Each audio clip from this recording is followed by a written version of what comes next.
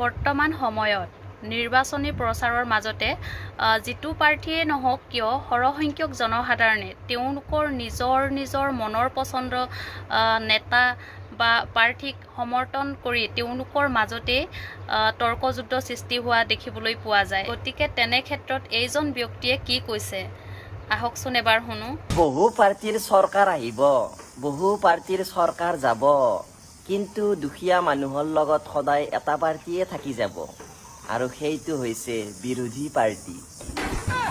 মানে কথাটো মই কিয় ক'লো জানানে, যেতিয়া ইলেকশ্যনটো আহি পায় না, তেতিয়া কি নাটক চাবি। কিছুমান নেতাই একদম ভৰি ধুই পানী খাব, আমাৰ ৰাইজৰ লগা হ'লে ধুই দিব, একদম এনেকুৱা মানে আদত দেখাব যাতে একদম ভালে আৰু জানেই ন আপোনালোকে অতি ভক্তি চৰুৰ লক্ষণ বুলি।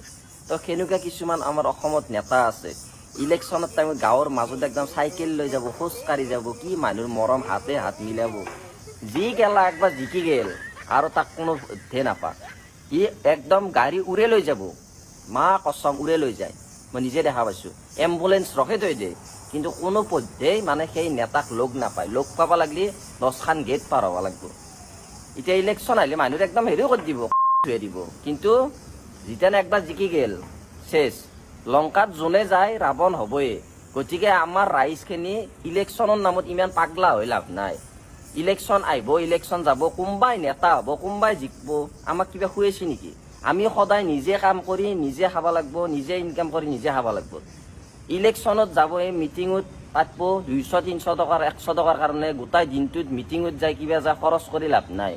যাক ভোট দিব লাগে এনেই দিলি হ'ল, যোনে ভাল কাম কৰিছে। বহু পাৰ্টিৰ চৰকাৰ আহিব, বহু পাৰ্টিৰ চৰকাৰ যাব, কিন্তু দুখীয়া মানুহৰ লগত সদায় এটা পাৰ্টিয়ে থাকি যাব, আৰু সেইটো হৈছে বিৰোধী পাৰ্টি।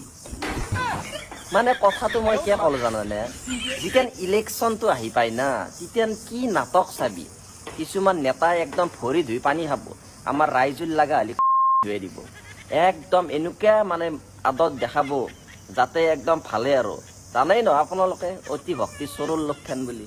তো সেনেকুৱা কিছুমান আমাৰ অসমত নেতা আছে, ইলেকশ্যনত টাইমত গাঁৱৰ মাজত একদম চাইকেল লৈ যাব, খোজ কাঢ়ি যাব, কি মানুহৰ মৰম হাতে হাত মিলাব, যি গেলা একবাৰ জিকি গেল আৰু তাক কোনো ধে নাপা, ই একদম গাড়ী উৰে লৈ যাব। দেখা পাইছোঁ, এম্বুলেঞ্চ ৰখে থৈ দিয়ে, কিন্তু কোনো পধ্যেই মানে সেই নেতাক লগ নাপায়। লগ পাব লাগিলে 10খান গেট পাৰ হ'ব লাগিব। এতিয়া ইলেকশ্যন আহিলে মানুহৰ একদম হেৰিও কৰি দিব, ধুই দিব, কিন্তু যেতিয়া একবাৰ জিকি গেল শেষ। লংকাত যোনে যায় ৰাৱণ হ'বই। গতিকে আমাৰ ৰাইজখিনি ইলেকশ্যনৰ নামত ইমান পাগলা হৈ লাভ নাই। ইলেকশ্যন আহিব, ইলেকশ্যন যাব, কোনোবাই নেতা হ'ব, কোনোবাই জিকিব, আমাক কিবা খুৱাইছে নেকি? আমি সদায় নিজে কাম কৰি নিজে খাব লাগিব, নিজে ইনকাম কৰি নিজে খাব লাগিব। ইলেকশ্যনত যাব, এই মিটিঙত পাতিব 200-300 টকাৰ 100 টকাৰ কাৰণে গোটাই দিনটোত মিটিঙত যায় কিবা যায় খৰচ কৰি লাভ নাই। যাক ভোট দিব লাগে এনেই দিলি হ'ল, যোনে ভাল কাম কৰিছে।